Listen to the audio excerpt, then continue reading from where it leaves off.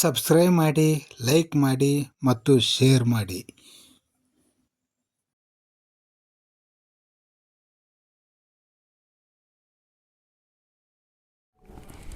ಓಂ ಸಾಯಿರಾಮ್. ಸಕಲ ಸದ್ಭಕ್ತರಿಗೆ ಎಲ್ಲರಿಗೂ ಶುಭವಾಗಲಿ, ಒಳ್ಳೆಯದೇ ಆಗಲಿ.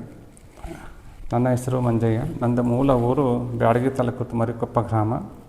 ನಾನು ಇವಾಗ ನೆಲೆ ನಿಂತಿರೋದು ಸೊರಬ ತಾಲೂಕು, ಶಿವಮೊಗ್ಗ ಜಿಲ್ಲೆ, ಆನವಟ್ಟಿ ಗ್ರಾಮದಲ್ಲಿ. ನಾನು ಮೂಲವಾಗಿ ಶಿಕ್ಷಕ ವೃತ್ತಿಯನ್ನು ಮಾಡ್ತಾಯಿದ್ದೆ. ಹೀಗೆ ಶಿಕ್ಷಕ ವೃತ್ತಿಯಲ್ಲಿ ಗೌರ್ಮೆಂಟ್ ಅಪಾಯಿಂಟ್ ಆಗಲಿಲ್ಲ. ಯಾರೋ ಒಂದು ಸಣ್ಣ ಪುಟ್ಟ ಕಾರ್ಯಗಳ ಪ್ರಯತ್ನ ಪಟ್ಟೆ, ಕೆಲಸ ಆಗದಿರೋದು ಪ್ರೈವೇಟ್ ಸ್ಕೂಲ್ ವರ್ಕ್ ಮಾಡ್ತಾಯಿದ್ದೆ. ನಂತರ ಈ ಬಾಬರ್ ಬಗ್ಗೆ ಆಗ್ಬೋದು, ದೇವರ ಬಗ್ಗೆ ಅಪಾರವಾದ ನಂಬಿಕೆ ನನಗೆ, ಭಗವಂತನ ಮೇಲೆ ಧಾರ್ಮಿಕವಾಗಿ. ಹೀಗೆ ಒಂದು ಸಮಯದಲ್ಲಿ ಬಾಬರ್ ಬಗ್ಗೆಯೂ ಸಹಿತ ನನಗೆ ಅಷ್ಟೊಂದು ನಂಬಿಕೆ ಇರಲಿಲ್ಲ. ಆದರೂ ಸಹಿತ ಕಾಲಾಂತರದ ಮೇಲೆ ಈ ಸಾಯಿಬಾಬರ ಬಗ್ಗೆ ಸ್ವಲ್ಪ ಒಲಮೆ ಬಂತು. ಸ್ಟಾರ್ಟಿಂಗಲ್ಲಿ ನಾನು ಅಷ್ಟೊಂದು ನಂಬಿರಲಿಲ್ಲ. ಆದರೂ ಸಹಿತ ಭಗವಂತ ಬರ್ತಾ ಬರ್ತಾ ಬಾಬರ ಬಗ್ಗೆ ಒಂದು ಅಪಾರವಾದ ಒಲಮೆಯನ್ನು ತೋರಿಸಿದೆ.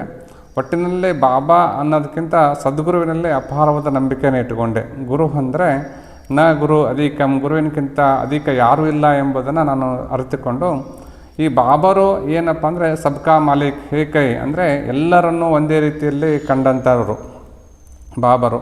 ಯಾವುದೇ ಜಾತಿ ಮತ ಪಂಥಗಳೆಂದೆನಿಸದೆ ಇಡೀ ಎಲ್ಲ ಮಾನವ ಧರ್ಮಕ್ಕೆ ಒಳ್ಳೆಯದಲ್ಲಾಗಲಿ, ಜಯವಾಗಲಿ ಎಂದು ಸಾರಿದವರು. ಒಟ್ಟಲ್ಲಿ ಮಾನವ ಧರ್ಮಕ್ಕೆ ಜಯವಾಗಲಿ ಎಂಬುದನ್ನು ಸಾರಿದವರು ಸಹಿತ ಒಬ್ಬ ಸದ್ಗುರುಗಳೇ.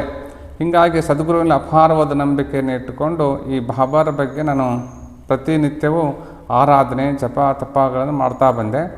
ಹೀಗೆ ವೈದಿಕ ವೃತ್ತಿಯನ್ನು ಸಹಿತ ಪ್ರಾರಂಭಿಸಿಕೊಂಡೆ. ವೈದಿಕ ವೃತ್ತಿಯ ಮೂಲ ನಾನು ಆರಂಭಿಸಿರಲಿಲ್ಲ, ಗೊತ್ತಿರಲಿಲ್ಲ ಇದ್ರ ಬಗ್ಗೆ. ವೈದಿಕ ವೃತ್ತಿಯನ್ನು ಆರಂಭಿಸಿಕೊಂಡು ಬಾಬರ ಬಗ್ಗೆ ಪೂಜೆ ಮಾಡಲು ಹಾವೇರಿ ಜಿಲ್ಲೆ ಬಾಬರ್ ಮಂದಿರದಲ್ಲಿ ಪೂಜೆ ಮಾಡಲಿಕ್ಕೆ ನಾನು ಸೇರಿಕೊಂಡೆ, ಒಬ್ಬರು ಪುರೋಹಿತರ ಜೊತೆಯಲ್ಲಿ ಸಹಾಯಕನಾಗಿ. ಈ ಕಾಲಾಂತರ ಮೇಲೆ ಬಾಬಾನೇ ನನ್ನ ಜೀವನವನ್ನು ಬದಲಾವಣೆ ಮಾಡಿದರು.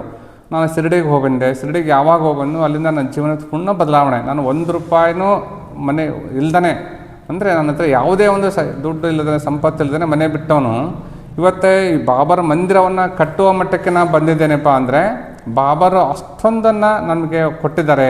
ಮತ್ತು ಭಕ್ತರಿಗೂ ಸಹಿತ ಒಳಿತನ್ನು ಮಾಡಿದ್ದಾರೆ, ನನಗೂ ಒಳಿತನ್ನು ಮಾಡಿದ್ದಾರೆ. ನಾನು ತುಂಬ ಜೀವನ ಎಂದ್ರೆ ಏನಪ್ಪ ಅಂದರೆ ಅವನದೇ ಸ್ಥಿತಿಗೆ ಹೋಗಿದ್ದೆ. ಜೀವನನೇ ಇಲ್ಲ, ನಂದು ಇಷ್ಟೇ ಮುಗೀತು ಜೀವನ ಅನ್ನೋ ಮಟ್ಟಕ್ಕೆ ಹೋಗಿದ್ದೆ.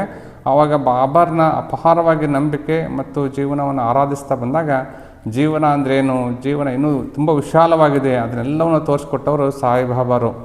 ಬಾಬರ ಬಗ್ಗೆ ಹೇಳಬೇಕಪ್ಪ ಅಂದರೆ ಭಾಳ ಇದೆ ಇತಿಹಾಸ. ಯಾಕಪ್ಪ ಅಂದರೆ ಯಾವುದೇ ಜಾತಿ ಮತ ಪಂಥಗಳೆಂದೆನಿಸದೆ ಬಾಬರ ಮೇಲೆ ಯಾರು ಶರಣ ಹೋಗ್ತಾರೋ, ಬಾಬರ ವಚನಗಳಿದ್ದಾವೆ 11 ವಚನಗಳು. ಯಾರು ಬಾಬರ ಮಂದಿರವನ್ನು ಮೆಟ್ಟಲುಗಳನ್ನು ಹತ್ತಾರೋ, ಯಾರು ಶಿರಡಿಗೆ ಹೋಗಿ ಬರ್ತಾರೋ ಅವರ ಜೀವನವೆಲ್ಲವೂ ಸರ್ವಸ್ವವನ್ನು ಪಡೀತಾರೆ ಮತ್ತೆ ಅಂತ ಇದು ನನ್ನ ಜೀವನದಲ್ಲಿ ನಿಜ ಆಗಿದೆ. ನಿಜ ಹೇಳ್ಬೇಕಪ್ಪ ಅಂದ್ರೆ ಬಾಬರ ಬಗ್ಗೆ ಹೇಳ್ತಾ ಹೋದರೆ ನನ್ನ ಜೀವನ ತುಂಬ ನೋವಂತಲ್ಲ, ಖುಷಿ ಆಗುತ್ತೆ, ಒಂದು ಕಡೆ ಕಣ್ಣೀರು ಬರುತ್ತೆ. ಯಾಕಪ್ಪ ಅಂದರೆ ನಾನು ಎಷ್ಟೋ ದಿನಗಳನ್ನು ಉಪವಾಸ ಮಲಗಿದ್ದೇನೆ, ಎಷ್ಟೋ ದಿನಗಳು ಅನ್ನ ಆಹಾರ ಇಲ್ಲದೆ ಮಲಗಿದ್ದೇನೆ, ಜೀವನದಲ್ಲಿ ನಂಬಿಕೆನ ಕಳ್ಕೊಂಡಿದ್ದೆ. ಅಂಥ ಸಮಯದಲ್ಲಿ ಬಾಬರ್ ನನ್ನ ಜೊತೆಗಿದ್ದಾರೆ. ಬಾಬರ್ನ ಶ್ರದ್ಧಾ ಶಬುರಿ ಅಂತ ಹೇಳಿದ್ರೆ, ಶ್ರದ್ಧಾ ಶಬುರಿ ಅಂದರೆ ಬಾಬರ್ ಫಸ್ಟ್ ನಂಬಿಕೆ ಇಡಬೇಕು. ಜೀವನ ನಂಬಿಕೆ ಅಂದರೆ ಯಾರ ಮೇಲಪ್ಪ ಅಂದರೆ ನಮ್ಮ ಮೇಲೆ ನಾವು ನಂಬಿಕೆ ಇಡಬೇಕು, ಮತ್ತು ನಾವು ಮಾಡೋ ಧರ್ಮದ ಕಾರ್ಯದ ಮೇಲೆ ನಂಬಿಕೆಯನ್ನು ಇಡಬೇಕು.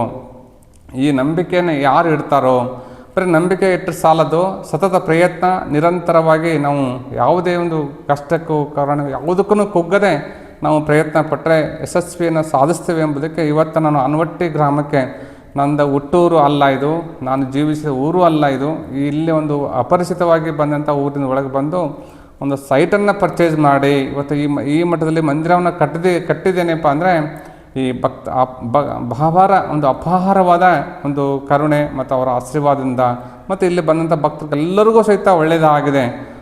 ಒಂದು ಸಮಯದಲ್ಲಿ 13 ವರ್ಷದ ಬಾಲಕನಿಗೆ ಮಾತು ಬಂದಿರಲಿಲ್ಲ.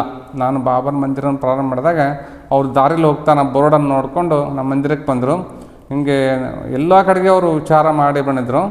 ಇಲ್ಲಿ ಬಾಬರ ಬಗ್ಗೆ ಒಂದು ಪ್ರಸಾದವನ್ನು ಕೊಟ್ಟೆ ಅವರಿಗೆ. ಆ ಪ್ರಸಾದವನ್ನು ಸ್ವೀಕರಿಸಿದ ನಂತರ ಆ ಮಗು ಯಾಕೋ ಒಂದು 5 ನಿಮಿಷ ಕೂತ್ಕೊಂಡು ಆ ಪ್ರಸಾದವನ್ನು ಸ್ವೀಕರಿಸಿದ ಮೇಲೆ ಅಮ್ಮ ಅನ್ನೋ ಒಂದು ಪದವನ್ನು ಹೇಳ್ತು. ಅಮ್ಮ ಅಂದ ತಕ್ಷಣ ಆ ತಾಯಿಗೆ ಅಪಾರವಾದ ದುಃಖ ಬಂತು. ಮತ್ತು ಆ ತಂದೆ ಹೇಳ್ಕೊಂಡ್ರು, ನನಗೆ ಅಪ್ಪ ಅನಿಸಿ ಗುರುಗಳೇ, ಅಪ್ಪ ಅನಿಸಿ ಗುರುಗಳೇ. ಈ ಥರ ಪವಾಡಗಳು ಸಮೇತ ನಡೆದಿವೆ ಬಾಬರಿಂದ ಈ ಕ್ಷಣದಲ್ಲಿ. ಮತ್ತು ಎಷ್ಟೋ ಜನ ಸಂತಾನ ಭಾಗ್ಯ ಇರಲಿಲ್ಲ, ಅವ್ರಿಗೂ ಸಹಿತ ಒಳ್ಳೆಯದಾಗಿದೆ. ಉದ್ಯೋಗವನ್ನು ಅರಿಸಿ ಬಂದಿದ್ರು, ಅಂಥವ್ರಿಗೂ ಸಹಿತ ಉದ್ಯೋಗ ದೊರಕಿದ್ದಾವೆ. ನನಗೆ ಏನು ಸಾರ್ಥಕಪ್ಪ ಅಂದರೆ ಎಲ್ಲರೂ ಶಿರಡಿಗೆ ಹೋಗೋಕ್ಕಾಗಲ್ಲ. ಇಲ್ಲಿ ಶಿರಡಿ ಸ್ವರೂಪವಾಗಿ ಒಂದು ಕ್ಷೇತ್ರವನ್ನು ಮಾಡಬೇಕು ಅಂತ ಒಂದು ದೃಢ ಸಂಕಲ್ಪದಿಂದ ನಾನು ಈ ಬಾಬರ್ ಮಂದಿರ ಎಲ್ಲಾದರೂ ನಾನು ಕಟ್ಟಬೇಕು, ಸ್ವಂತದ ನನ್ನ ಜಾಗದಲ್ಲೇ ನನ್ನ ಕೊಡುಗೆಯನ್ನು ಕೊಡಬೇಕು, ಮಂದಿರವನ್ನು ಕಟ್ಟಿ ಎಲ್ಲರೂ ಒಳಿತನ್ನು ಮಾಡಬೇಕು ಅಂದ್ಕೊಂಡು ಶಿಗ್ಗಾಂವ್ ಬಾಬರ್ ಮಂದಿರದಲ್ಲಿ ನಾನು ಒಂದು 6 ರಿಂದ 7 ವರ್ಷ ಬಾಬರ್ ಸೇವಾ ಮಾಡಿದೆ. ಅಲ್ಲಿದೆ ಪ್ರತಿಫಲವಾಗಿ ಅಲ್ಲಿದ್ದು ಬಿಟ್ಟ ಮೇಲೆ ಆನವಟ್ಟಿ ಗ್ರಾಮಕ್ಕೆ ಬಂದು ಒಂದು ಸೈಟನ್ನು ಪರ್ಚೇಸ್ ಮಾಡಿಕೊಂಡು ಚಿಕ್ಕದಾಗಿರ್ತಕ್ಕಂಥ ಒಂದು ಸಣ್ಣದಾದ ಮಂದಿರವನ್ನು ಕಟ್ಟಿಕೊಂಡೆ. ಸೀಟನ್ನು ಹಾಕ್ಕೊಂಡು ತಗಡನ್ನು ಹಾಕ್ಕೊಂಡಿದ್ದೆ. ಇವಾಗ ಈ RCC ಬಿಲ್ಡಿಂಗನ್ನು ಮಾಡ್ಕೊಂಡಿದ್ದೆ ಇಷ್ಟು ದೊಡ್ಡಕ್ಕೆ. ನಾನು ಅಂದರೆ ತಪ್ಪಾಗುತ್ತೆ ಇಲ್ಲಿ ಎಲ್ಲರಿಗೂ ಭಕ್ತರಿಗೆ ಒಳಿತನ್ನು ಮಾಡೋದ್ರಿಂದ ಆ ಭಕ್ತರ ಸಹಕಾರದಿಂದ ಆನವಟ್ಟಿ ಮತ್ತು ಸುತ್ತಮುತ್ತ ಎಲ್ಲ ಗ್ರಾಮದ ಸಮಸ್ತ ಭಕ್ತರು ನನಗೆ ಸಹಕಾರ ಮತ್ತು ಸ್ಫೂರ್ತಿಯನ್ನು ಕೊಟ್ಟರು. ಅವರ ಸಹಕಾರದಿಂದ ಇವತ್ತು ಈ ಬಾಬನ್ ಮಂದಿರ ಇಷ್ಟು ನೂತನವಾಗಿ ನಿರ್ಮಾಣಗೊಂಡು ಇಲ್ಲಿಗೆ ಏನಪ್ಪ ಅಂದ್ರೆ 4-5 ತಿಂಗಳಾಯಿತು ದೇವಸ್ಥಾನ ದೊಡ್ಡ ಓಪನ್ ಆಗಿ. ನಾನು ಆನವಟ್ಟಿಗೆ ಬಂದು 9 ವರ್ಷಗಳ ಕಾಲ ಹಿಂದೆ 8 ವರ್ಷಗಳಲ್ಲಿ ಕರೆಂಟು ನೀರು ಏನೂ ಇರಲಿಲ್ಲ. ಇಲ್ಲಿ ನಾನು ಬಂದು ಮಂದಿರವನ್ನು ಕಟ್ಟಬೇಕಾದ್ರೆ ಎಲ್ಲರೂ ಅಪಹಾಸ್ಯವನ್ನು ಮಾಡಿದರು, ಇವನೇನು ಮಂದಿರವನ್ನು ಕಟ್ತಾನೆ ಏನು ಅಂತ. ಆದರೆ ಇವತ್ತೇ ಬಾಬರ ಕೃಪೆ ಮತ್ತು ಭಕ್ತರ ಸಹಕಾರದಿಂದ ಇವತ್ತು ದೊಡ್ಡದಾಗಿ ಪ್ರಮಾಣದಲ್ಲಿ ಬಾಬರ ಮಂದಿರ ಆಗಿದೆ. ಅವರೆಲ್ಲರಿಗೂ ಸಹಿತ ಸಹಕಾರ ಮಾಡಿದಂಥ ಭಕ್ತರಿಗೂ ಸಹಿತ ಒಳಿತಲ್ಲ ಆಗಲಿ, ಎಲ್ಲದೂ ಒಳ್ಳೆಯದಾಗಲಿ ಮತ್ತು ಅವ್ರ ಸಕಲ ಇಷ್ಟಾರ್ಥ ನೆರವೇರಲಿ. ಅವರಿಗೆ ಆರೋಗ್ಯ ಮತ್ತು ಐಶ್ವರ್ಯವನ್ನು ಕೊಟ್ಟು ಭಗವಂತ ಕಾಪಾಡಲಿ ಅಂತ ಹೇಳಿ ನಾನು ಮತ್ತೊಮ್ಮೆ ಅವ್ರ ಭಗವಂತಲ್ಲಿ ಬೇಡ್ಕೊಳ್ತೀನಿ. ಓಂ ಸಾಯಿರಾಮ್.